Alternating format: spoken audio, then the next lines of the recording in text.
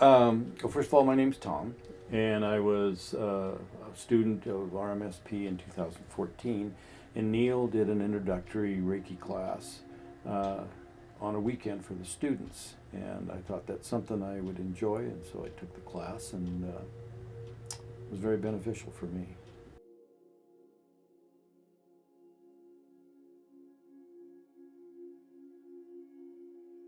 I just stuck with Reiki 1, and where it's kind of an interesting effect it had on me.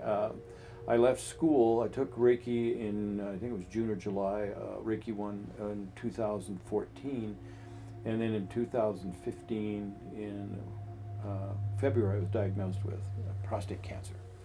And my personality is such that I really was concerned, obviously, and did a lot of research, and I used self-Reiki technique to keep myself calmed down and to think through how I was going to deal with this. I was very fortunate that I had an excellent urology specialist, and I opted for the surgery and had about a 6.5-hour major surgery.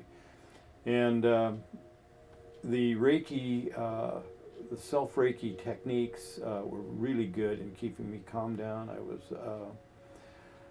was very confident that I was going to get through this, and I used the Reiki techniques during the healing process.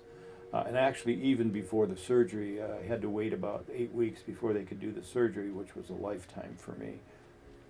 And the things that I'd learned in Reiki really helped with that during that time. I used the Reiki techniques off and on for a year. I'd get a little bit antsy and a little bit concerned, and there's some side effects of the surgery that were not only a little embarrassing, but really struggled with my self-confidence, and I managed to work through all that using the Reiki self-techniques.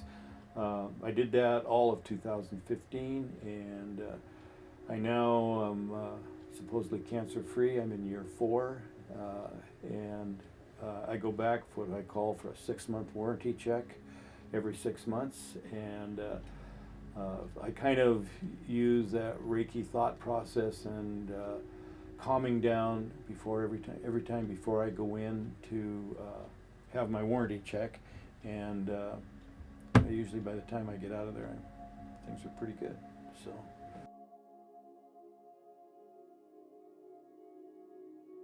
Well, actually, I was only in the hospital for 3 days, and the only reason they asked me to leave is the nurses went on strike.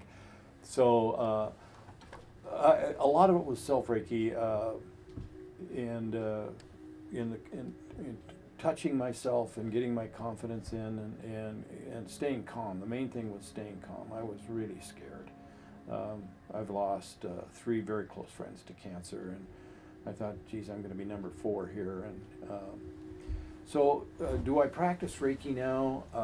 I don't go to Reiki sessions like a lot of people do. I wish I could. Where I live, I'm not familiar with anybody that does Reiki in our local area, so I haven't done it. But I use the self-Reiki technique a lot.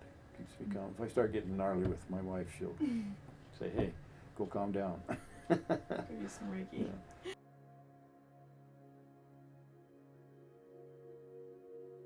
Being in groups, I never have been. I don't want to say I'm a loner, but I like smaller groups, 1 or 2 people. And I don't know that I'm the type of person that would go out and seek a Reiki session where I live. I wouldn't go look for one. But I kept all my notes and all the images and everything that Neil gave us. And I go back and reference that a lot. I keep it on my desk in my office in a notebook. And I look at it a lot, and I think it's helped me not only with this cancer thing that I had to deal with, but it kind of puts me back upright when I get, I'm real type A, and when things don't go right, I have a tendency to get agitated, and self-Reiki for me corrects that. That's awesome.